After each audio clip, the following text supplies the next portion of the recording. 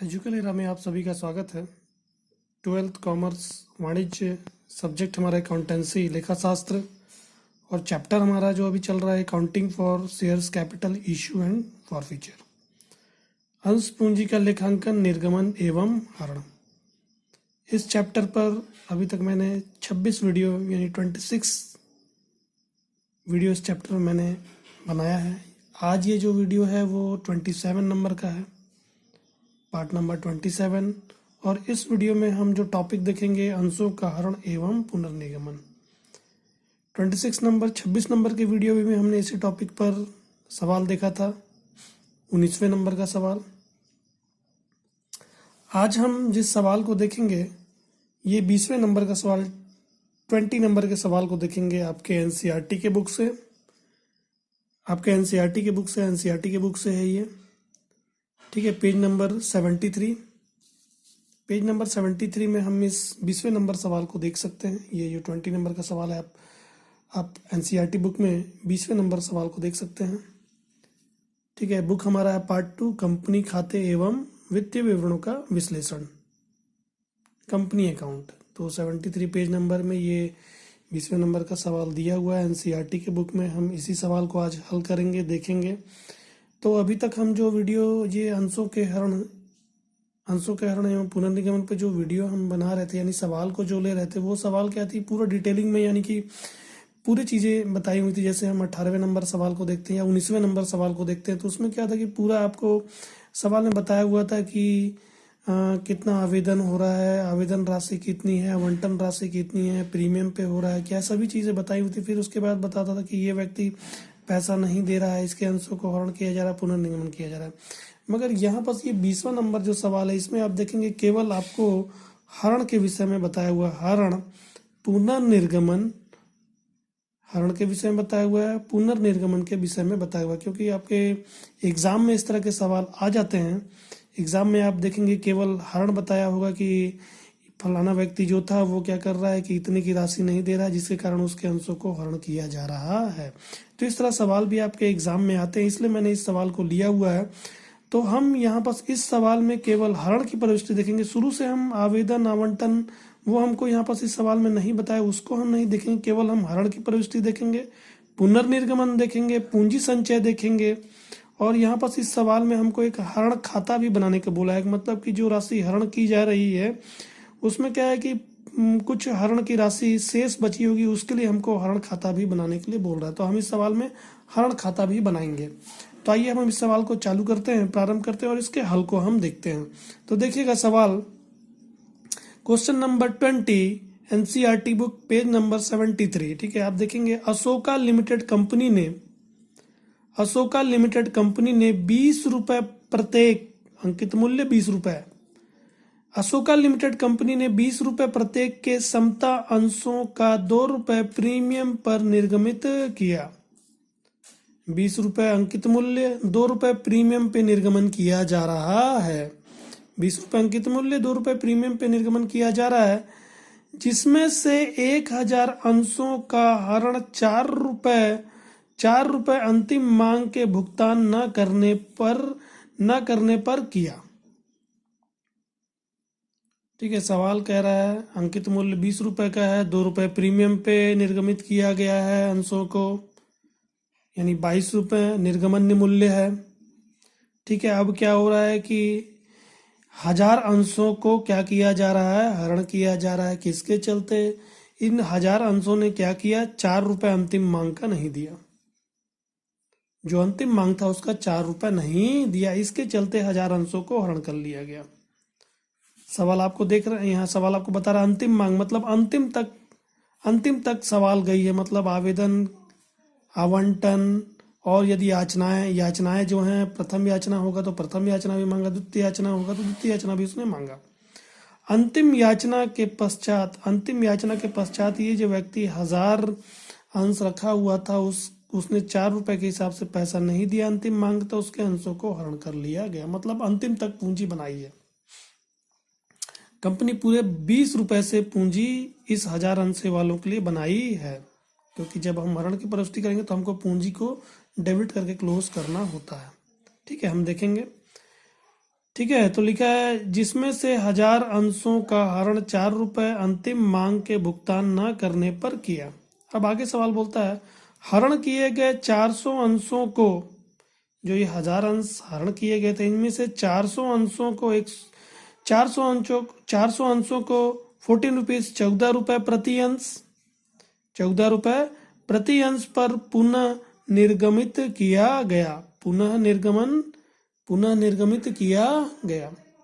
इस 1000 अंशों में से 400 अंशों को 14 रुपए प्रति अंश 14 रुपीज पर शेयर्स के हिसाब से उसको पुनर्निर्गमित कर दिया गया, फिर से व्यक्ति को बेच दिया गया। ठीक है, फिर लिखा है शेष अंशों में से बाकी के जो बच जाते हैं 1000 में से तो 400 पुनर्निर्गमित हो गए, अब कितने हरण के रूप में बच गए, अभी भी 600 हरण के रूप में बचे हुए हैं।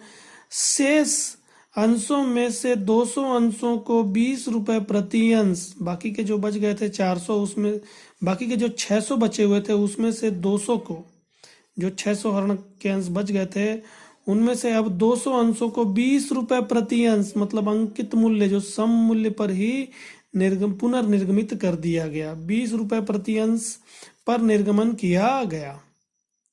अंशों के हरण और पुनर्निर्गमन की रोजनामचा प्रविष्टियां करें और पूंजी आरक्षित में हस्तांतरित की गई राशि और अंश हरण खाते में शेष राशि को दर्शाएं। पंजी प्रविष्टि करने बोल रहा है, किसका किसका, हरण की पंजी प्रविष्टि और पुनर्निर्गमन की पंजी प्रविष्टि, और पूंजी आरक्षित में जितनी राशि हस्तांतरित की गई है उसकी पंजी प्रविष्टि, और बोलता है अंश हरण खाते में शेष राशि को दर्शाए, मतलब अंश हरण खाता भी बनाना है और उसमें कितनी राशि हरण के रूप में बची है उसको भी हमको बताना है। तो हमने इस सवाल को देखा। ठीक है, तो ये हमारा सवाल है, केवल हमको किसकी प्रविष्टि करने बोल रहा है, हरण की पंजी प्रविष्टि, पुनर्निर्गमन पंजी प्रविष्टि बोलना है, किसकी किसकी, हरण की, पुनर्निर्गमन की और पूंजी संचय की, और हमको खाता बनाने बोल रहा है किसका, हरण खाता, जो क्या बताएगा, जो हमारा शेष हरण की राशि बच जाएगी उससे हमको पता चलेगा। तो हमने इस सवाल को देखा। तो ये सवाल दिया हुआ, आइए थोड़ा सा इस सवाल को हम अपने दिमाग में बैठाने की कोशिश करते हैं। तो सवाल क्या कह रहा है, सवाल कह रहा है कि एक व्यक्ति जो 1000 अंश रखा हुआ है वो क्या कर रहा है, पैसा नहीं दे रहा है। किसका पैसा नहीं दे रहा है, अंतिम मांग का पैसा नहीं दे रहा है। अंतिम मांग कितने का था, 4 रुपए का था, इसका पैसा नहीं दे रहा है। ठीक है, अब अंशों का अंकित मूल्य कितना था, अंश का अंकित मूल्य 20 रुपए था, अंश का अंकित मूल्य 20 रुपए और निर्गमन 2 रुपए प्रीमियम पे किया जा रहा है, मतलब निर्गमन मूल्य 22 रुपए, अंकित मूल्य 20 रुपए, 2 रुपए बढ़ाकर निर्गमन किया जा रहा है, निर्गमन मूल्य 22 रुपए, एक अंश का मूल्य 22 रुपए। एक व्यक्ति जो 1000 अंश रखा हुआ है, 1000 अंश वाले क्या कर रहे हैं, 4 रुपए अंतिम मांग का पैसा नहीं दे रहे हैं। इसके चलते पैसा न देने के कारण इनके अंशों को हरण कर लिया जा रहा है, अब हरण करने के पश्चात पुनर्निर्गमन किया जा रहा है। पुनर्निर्गमन कैसा हो रहा है, पहले 400, इस 1000 अंशों में से पहले 400 अंशों को, ठीक ना, 14 रुपए प्रति अंश, 14 रुपीज पर शेयर, 14 रुपए प्रति अंश के रूप में पुनर्निर्गमित किया जा रहा है। मतलब जहां पर अंकित मूल्य, मतलब कि जब भी हम निर्गमन करते हैं तो कम से कम हमको अंकित मूल्य प्राप्त होना चाहिए। अगर हमको अंकित मूल्य नहीं प्राप्त हो रहा है इसका मतलब कि हम क्या कर रहे हैं, छूट पर, बट्टे पर निर्गमन कर रहे हैं। तो यहाँ पर देखेंगे आप 6 रुपए बट्टा है, ठीक है, हानि हो रही है। पुनर्निर्गमन जो है वो बट्टे पे की जा सकती है। तो आप देखेंगे 400 अंशों को 14 रुपए प्रति अंश पर पुनर्निर्गमित किया जा रहा है। ठीक है, ये 400 अंशों की बात हो गई, और बाकी के शेष जो 1000 में से 400 तो पुनर्निर्गमित हो गए, बाकी के शेष 600 बच गए। उस 600 में से 200 अंशों को 20 रुपए प्रति अंश, मतलब अंकित मूल्य पर ही पुनर्निर्गमित किया जा रहा है। तो आप देखेंगे पुनर्निर्गमित कितना हो गया, 400 और 200, 600 अंशों का पुनर्निर्गमन हो गया। अब बाकी कितने अंश बच गए, 1000 में से 400 का पुनर्निर्गमन हो गया, 600 अंश और बाकी हैं पुनर्निर्गमन करने के लिए। अभी ये पुनर्निर्गमित नहीं हुए, अभी ये हरण के रूप में ही है। ठीक है, तो हमको सवाल क्या बोल रहा है, हरण की प्रविष्टि कीजिए, पंजी प्रविष्टि, पुनर्निर्गमन की पंजी प्रविष्टि कीजिए, और पूंजी संचय की प्रविष्टि कीजिए और हरण खाता बनाइए, जिससे क्या पता चले, जिससे ये पता चले कि हरण की अभी राशि कितनी शेष है, मतलब हरण की जो आपने हरण की राशि उसमें से अभी कितना शेष बचा हुआ है, क्योंकि 400 अंश अभी पुनर्निगमित नहीं हुआ है। तो जब 400 अंश पुनर्निगमित नहीं हुआ तो इसका भी कुछ हरण की राशि शेष के रूप में रह जाएगी, मतलब उसको पूंजी संचय में हस्तांतरित नहीं किया गया। तो ये हमारा सवाल था, इस सवाल को हमने देखा, अब हम सवाल को हल करते हैं। तो हमको हरण की प्रविष्टि बोल रहा है, हम हरण की प्रविष्टि करेंगे, फिर उसके पश्चात हम पुनर्निगमन की प्रविष्टि करेंगे, फिर उसके पश्चात हम पूंजी संचय की प्रविष्टि करेंगे। तो ये हमारी हरण की प्रविष्टि। आप देखेंगे हरण कैसे होता है। हरण की जब हम प्रविष्टि करते हैं तो पूंजी खाते को बंद कर देते हैं डेबिट करके। अभी तक पूंजी खाता क्रेडिट होकर चालू होता रहा था, अब डेबिट करके उसको क्लोज कर दिया जाएगा। ठीक है, अभी तक पूंजी बनते आ रही थी किसकी, केवल 1000 अंशों वालों के लिए।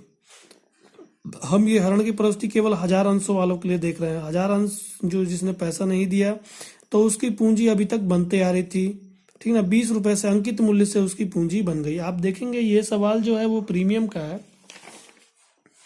ये सवाल जो है वो प्रीमियम का है और अंशों का हरण हो रहा है। तो मैंने आपको बताया है जब भी सवाल आपका प्रीमियम का हो और हरण हो रहा हो तो हमको क्या देखना पड़ता है, हमको देखना पड़ता है कि जिस व्यक्ति का अंश हरण किया जा रहा है, मतलब जितने अंशों का हरण किया जा रहा है उसने प्रीमियम का पैसा दिया कि नहीं दिया, दिया या नहीं दिया, प्रीमियम का पैसा दिया या नहीं दिया। जितने अंशों का हरण किया जा रहा है उन अंशों ने प्रीमियम का पैसा दिया कि नहीं दिया। यदि दे दिया है, प्रीमियम का पैसा यदि दे दिया है, तब हम हरण की जब प्रविष्टि करेंगे तो वहां पर प्रीमियम को नहीं देखेंगे। जब हरण की प्रविष्टि करेंगे तब हमको इस प्रीमियम को नहीं देखना होगा, यानी इसके विषय में सोचना ही नहीं होगा। मगर जिसके अंशों जितने अंशों को हरण किया जा रहा है, यदि उसने प्रीमियम का पैसा नहीं दिया है तब हमको प्रीमियम को देखना होता है। क्या करना होता है, हरण के समय पूंजी, जब हम पूंजी को डेबिट करके क्लोज करते हैं उसी के नीचे हमको प्रीमियम को भी डेबिट करना पड़ता है, जितनी राशि हमको प्राप्त नहीं हुई उस पर। इस सवाल में क्या हो रहा है, इसका वीडियो जो अंशों के हरण के वीडियो में मैंने सवाल इसके बताए हुए हैं, जब प्रीमियम की राशि नहीं प्राप्त होती उन वीडियो को आप देख सकते हैं। तो आप उसके लिंक को मैं आप डिस्क्रिप्शन बॉक्स या आई बटन पे दे दूंगा, तो आप वहां से जाके देख सकते हैं। जब अंशों का हरण किया जा रहा हो और जिन अंशों का हरण हो रहा है उन्होंने प्रीमियम की राशि नहीं दी है तब किस तरह प्रविष्टि होती है, ये उस वीडियो में आप देख सकते हैं। यहाँ पर क्या हो रहा है, यहाँ पर ये हो रहा है कि ये जो 1000 अंश है उसने क्या किया है, प्रीमियम की राशि दे दी है। तो हम यहाँ पर प्रीमियम की प्रविष्टि हरण के समय नहीं देखेंगे।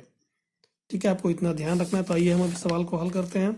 तो पहला हम चलते हैं हरण की प्रविष्टि में। तो पूंजी खाते को हम बंद करेंगे डेबिट करके, अभी तक क्रेडिट करके बनता आ रहा था, डेबिट करके क्लोज कर देंगे 1000 अंशों के लिए।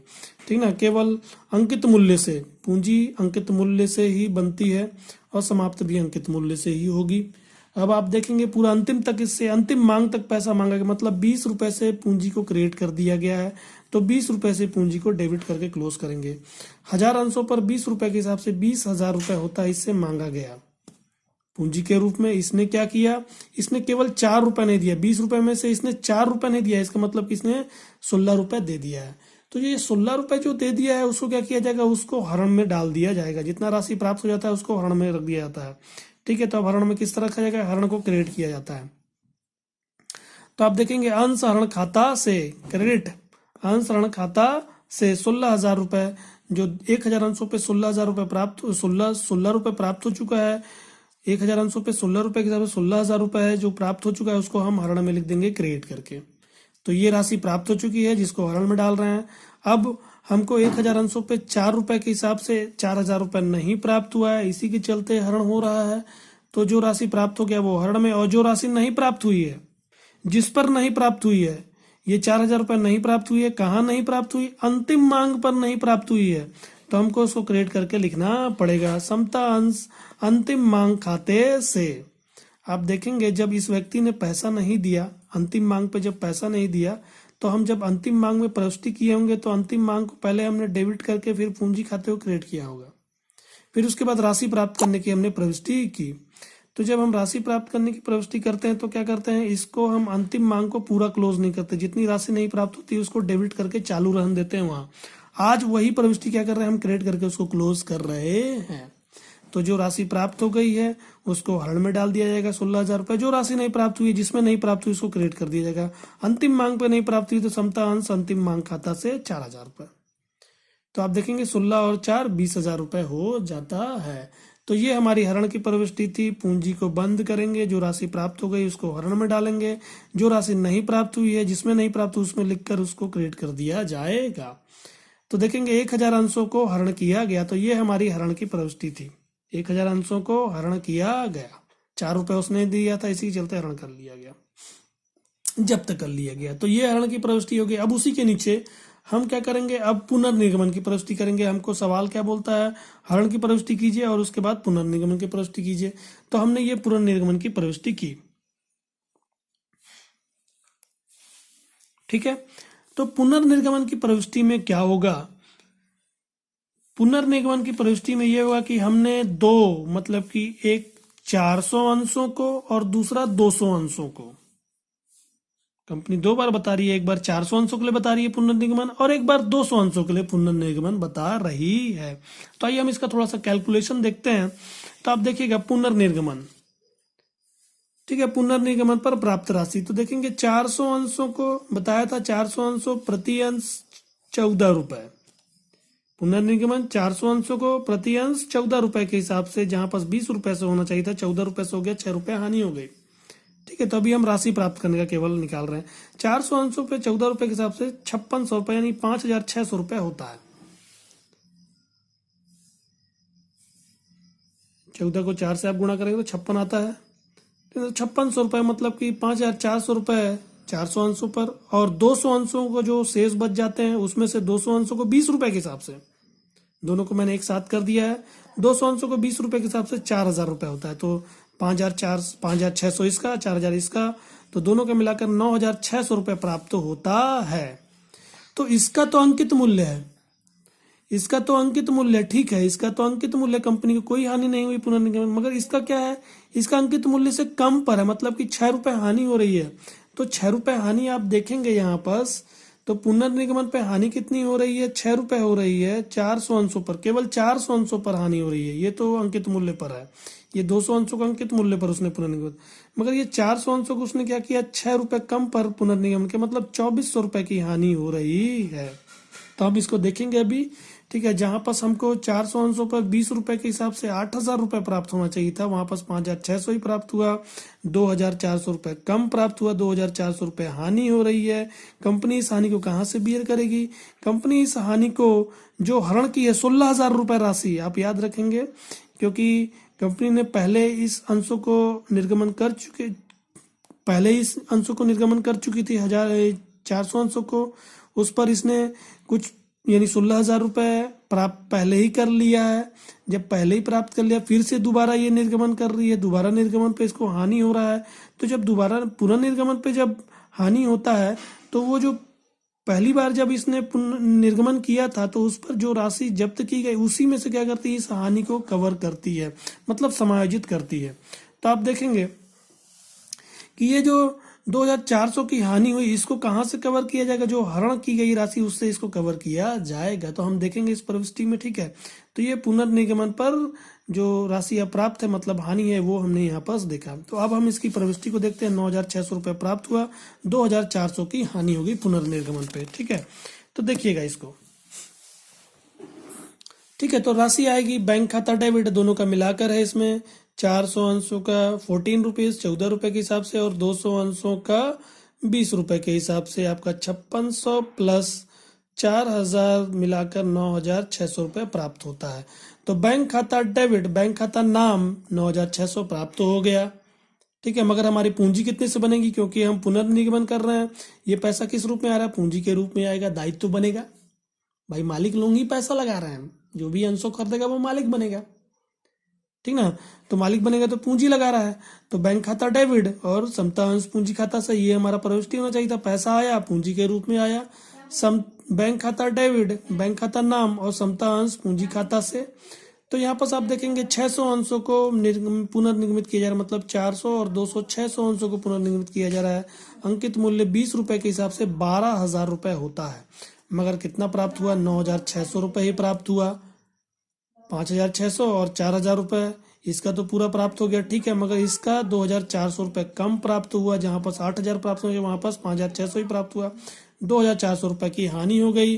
तो इस हानि को कहाँ से कवर करेंगे? इस हानि को जो ये 16,000 रुपये जब्त किए थे हरण के रूप में, इसी में से कवर करेंगे। मतलब अभी ये क्रेडिट होकर चालू है, अब इसको क्या करेंगे? जब भी हानि होगी पुनर्निगमन पे तो इसको डेबिट करके कवर किया जाएगा। देखेंगे आप समायोजन कर रहे हैं, यहाँ पास क्रेडिट है, अब इसको डेबिट करेंगे, इसमें से हम कवर कर रहे हैं 2,400, इस 16,000 में से 2,400 कवर कर रहे हैं।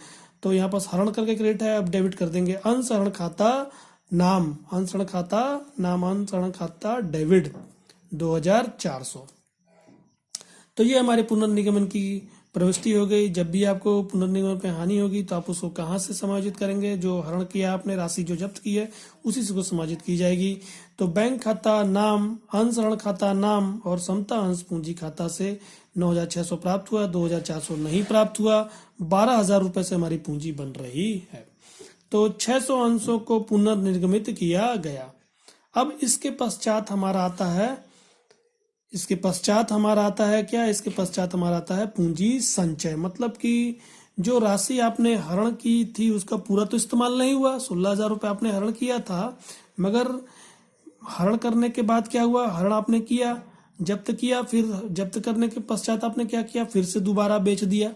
तो दोबारा बेच दिया तो ये पैसा तो एक्स्ट्रा ना हो गया भैया? पैसा तो आपको दोबारा बेचने से पैसा तो आपको उस अंश पर पैसा प्राप्त हो गया। तो ये जो 16,000 रुपये आपने जब्त किया ये पैसा तो एक्स्ट्रा हो गया, ये पूंजी के रूप में आपको प्राप्त हुई थी।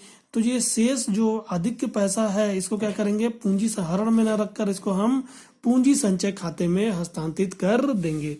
तो आप देखेंगे ये पूरा पैसा नहीं जाएगा। क्यों नहीं जाएगा?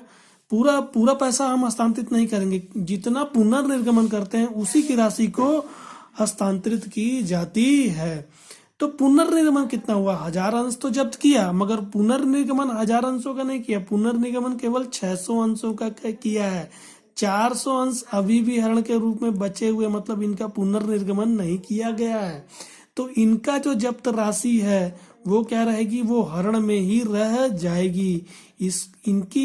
इनकी राशि जितनी भी होगी वो हरण में ही रह जाएगी। इसको हम पूंजी संचय में हस्तांतरित नहीं करेंगे। तो हमको इसका कैलकुलेशन देखना होगा। तो आइए हम इसका कैलकुलेशन देखते हैं, ठीक ना। तो आप देखिएगा ये पूंजी संचय का कैलकुलेशन है, ठीक है। तो हमने पुनर्निर्गमन कितना किया? हमने 400 अंशों का पुनर्निर्गमन किया और 200 अंशों का निर्गमन किया। दोनों को मिलाकर हमने 600 अंशों का पुनर्निर्गमन किया। अब ये 16,000 रुपए जब्त किया, कितने पर? 1,000 अंशों के लिए हमने 16,000 रुपए किसके लिए जब्त किया? 1,000 अंशों के लिए। तो ये 16,000 तो 1,000 के लिए है, तो 4 को 1,000 से भाग देंगे और 400 से गुणा कर देंगे तो 400 का निकल जाएगा। उसी तरह जब 200 का निकालना होगा तो 16,000 तो 1,000 के लिए तो 1,000 से भाग देंगे और 200 से गुणा कर देंगे तो 200 के लिए निकल जाएगा।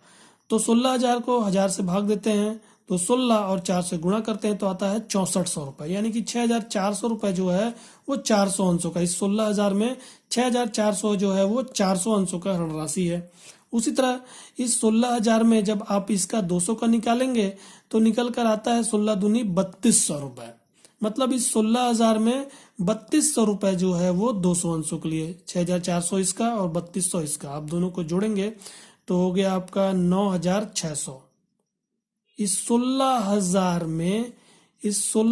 में 9,600 किसके लिए है?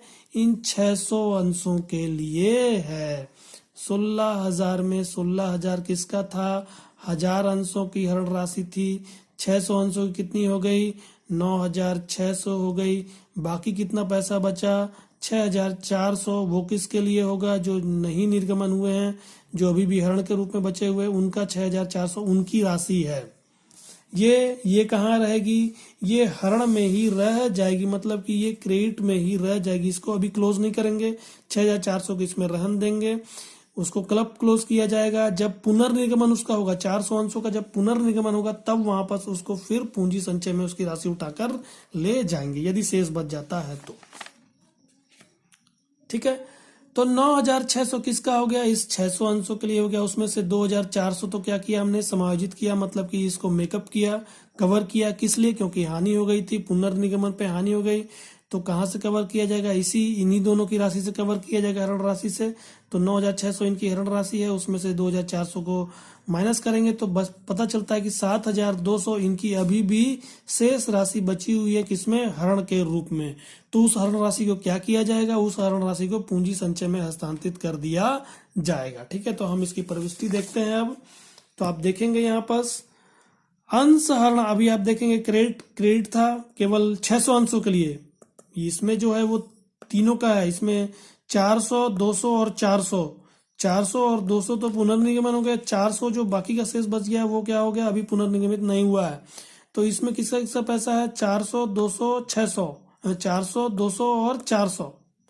तो 400 और 200 इन दोनों का 600 का कितना हो जाता है, 9600। बाकी इस 400 का 6400 रुपये होता है, जो इसी में पड़ा रह जाएगा। बाकी उस 9600 में से 2400 जब कवर कर लेंगे तो 7200 रुपये जो शेष बच जाता है उसको कहाँ कर दिया जाएगा, पूंजी संचय में हस्तांतरित कर दिया जाएगा। तो आपको ध्यान रखना है, जब भी राशि हरण की जाती है, यदि उन अंशों को पुनर्निगमित कर दिया गया है और हरण में कुछ उनका शेष अभी भी बचा हुआ है, तो फिर क्या किया जाता है, उस शेष को आधिक्य को पूंजी संचय में हस्तांतरित कर दिया जाता है। तो अब हम करेंगे अंश हरण खाता नाम, यहाँ पास क्रेडिट होकर चालू है, डेबिट करके इसको क्लोज कर देंगे। अंश हरण खाता नाम, अंश हरण खाता डेबिट और पूंजी संचय खाता से 7200, 7200 पुनर्निर्गमित अंशों के शेष हरण राशि पूंजी संचय में हस्तांतरित। तो ये सवाल हमको इतना ही बोल रहा था पंजी प्रविष्टि के लिए। आप हरण की प्रविष्टि कीजिए, पूंजी संचय पुनर्निगमन की प्रविष्टि कीजिए और पूंजी संचय की प्रविष्टि कर दिए। हमने तीनों की प्रविष्टि कर दी। अब उसके बाद हमको एक खाता भी बनाने बोल रहा है। किसका खाता बनाने बोल रहा है, हरण के लिए हमको खाता बनाने बोलता है। हम हरण खाता बनाते हैं। ये खाता है, आप जानते हैं खाता में दो पक्ष, एक डेबिट पक्ष, एक क्रेडिट पक्ष। डेबिट पक्ष में दिनांक विवरण राशि, क्रेडिट पक्ष में दिनांक विवरण राशि, ये खाता है। ठीक है, अब इसको बनाते हैं। तो देखेंगे आप, पहला आप देखेंगे यहाँ पर हम हरण खाता बना रहे हैं। तो हरण खाते को हमने क्रिएट किया है।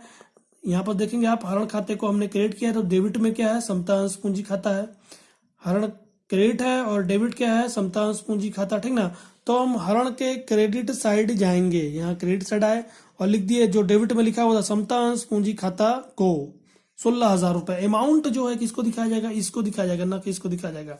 जो हरण में राशि उसको दिखाया जाएगा, क्योंकि कितना हम हरण किए, 16,000 रुपए हम हरण किए, 20,000 हम हरण नहीं किए। ये तो पूंजी है, लिखा डेबिट वाला जाएगा, मगर अमाउंट कौन सा होगा, जो हरण में लिखा है वो होगा। तो 16,000 रुपए जब्त किया। ठीक है, किसको लिखा, जो डेबिट था, समता अंश पूंजी खाता को 16,000 रुपए। ठीक है, ये तो हो गया। अब इसके बाद दूसरे प्रविष्टि में जाते हैं। तो यहाँ भी हरण है। हरण क्या है, डेबिट है। अमाउंट कितना लिखा है, 2,400। तो इस अमाउंट को लिखेंगे। ये डेबिट है तो क्रेडिट क्या है, क्रेडिट है समता अंश पूंजी खाता से, तो इसी क्रेडिट को वहां पर लिखा जाएगा। हरण खाते के डेबिट साइड जाएंगे और क्रेडिट वाले को लिख देंगे। देखेंगे आप, यहाँ पास हरण खाते के हम डेबिट साइड आए, क्योंकि हरण खाता डेबिट था, डेबिट में, और क्रेडिट में जो लिखा था समता अंश पूंजी खाता से, इसको लिख दिए। अमाउंट जो हरण में दिया हुआ है 2,400, इसको लिखा जाएगा।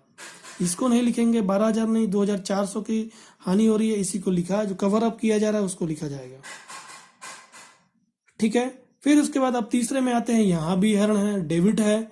डेबिट, हरण डेबिट है और क्रेडिट क्या है, पूंजी संचय।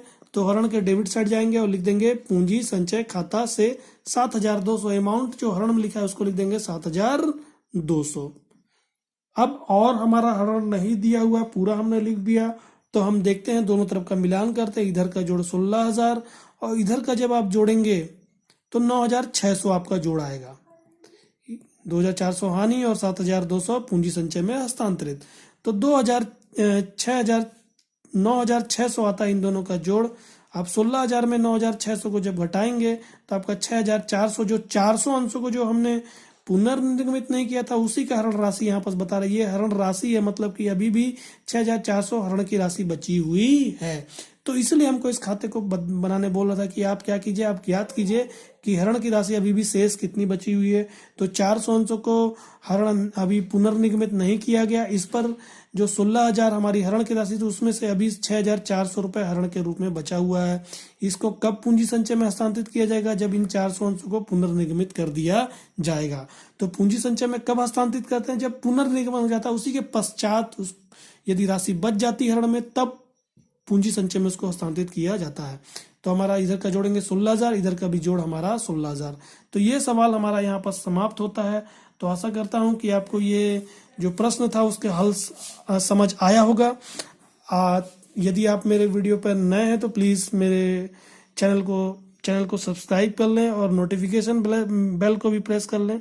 और यदि मेरा वीडियो आपको अच्छा लगे तो प्लीज़ इस वीडियो को लाइक शेयर करना ना भूलें। आज के लिए इतना ही, धन्यवाद। मैं आपके लिए और भी वीडियो लाता रहूँगा इसी चैप्टर से।